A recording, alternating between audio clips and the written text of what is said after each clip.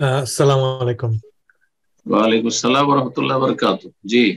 আমি আহ, একজন মহিলার পক্ষ থেকে একটা কোশ্চেন করতে চাই। আমি জানা হিউস্টন যার পূর্বতে টেক্সাস আপনি কোথায় বলছেন? আমি কোথা থেকে হিউস্টন বলছেন? টেক্সাস থেকে, আমেরিকা হিউস্টন টেক্সাস থেকে বলছি। আচ্ছা, মাশাআল্লাহ, আহ, বলেন।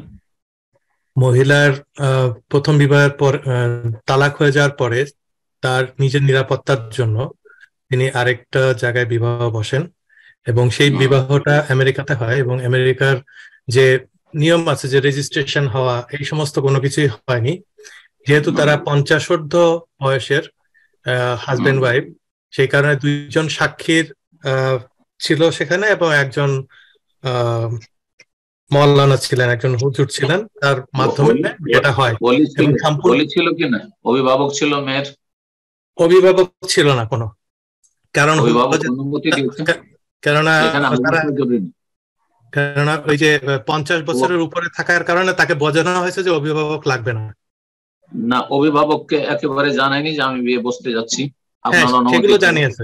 হ্যাঁ, সেগুলো জানিয়েছে, হুম, অভিভাবক ওটা জানে। সম্মতি হইলে হলো, জি, অভিভাবকের সশরীর উপস্থিতি জরুরি নাই। জি, জি। অভিভাবক জানে না। অনুমতি কিন্তু দিয়েছে, কোন তোমরা রকম, বিয়ে বসে যাবে। জি। জি, কোন রকম লিখিত পড়িত কোনো কিছুই হয়নি, কোনো লেখার কোনো রেজিস্ট্রেশন প্রয়োজন কোনো নেই। কিছু হয়নি, সবই মুখে মুখে। এখন হুম। বর্তমানে বর্তমানে যে দুজন সাক্ষী ছিল। পরিস্থিতি জি, বর্তমানে যে পরিস্থিতি হয়েছে, যে সেই ভদ্রলোক যার সাথে বিয়ে হয়েছে, উনি আহ তবলিগি জামাতের সাথে জড়িত, এবং উনি ফ্যামিলির কোনো কিছু দেখা সাক্ষাৎ কিছুই করেন না, সবসময় তবলিগ নিয়েই থাকেন। এবং উনি হুম, কোনো ফ্যামিলির দেখাশোনা, তার খরচ দেওয়া কিছুই করেন না, বরং আরো ফ্যামিলির থেকে সাহায্য নিয়ে চলেন, এরকম আর কি হুম, অবস্থা। তো হুম, এরকম হুম। পরিস্থিতিতে সেই ভদ্রমহিলা চাচ্ছেন যে এখানেও তালাক দিয়ে, উনি খোলা তালাক দিয়ে চলে আসবেন, কিন্তু যেহেতু যে কোনো লিখিত পড়িত কিছু হয়নি, সবই মুখে মুখে, এখন কিভাবে এই তালাকটা হতে পারে বা খোলা তালাকটা হতে পারে? বা তালাক অবশ্যই হইতে হবে, যেহেতু দুইজন সাক্ষী ছিল বিয়ের জন্য। যে বিয়ের রুকন ফরজ, তা হচ্ছে পাত্র পাত্রী বিদ্যমান থাকা। আহ, আর শর্ত হচ্ছে ওলি থাকা। শর্ত হচ্ছে দুইজন সাক্ষী থাকা, তাহলে শর্ত ছিল, রুকনও ছিল, আর ইজাব কবুলও হয়েছে। ইজাব হয়েছে, কবুল হয়েছে। আর ওলি সশরীরে না থাকলেও অলির কাছ থেকে অনুমতি নেওয়া হয়েছে যে আমরা বিয়ে করছি, ঠিক আছে তোমরা বিয়ে করো, এটাই যথেষ্ট অলির নেতৃত্বের জন্য। তো সেটাও ছিল, সুতরাং তার বিয়ে হয়েছে। বিয়ে তো হয়ে গেছে। তবলিগি হোক, জামাতি হোক, বেদাতি হোক, যদি সে ইসলামের গণ্ডিতে থেকে থাকে তাহলে তার সাথে বিয়ে শুদ্ধ। সুতরাং এই তবলিগির সাথে বিয়ে তার শুদ্ধ হয়েছে।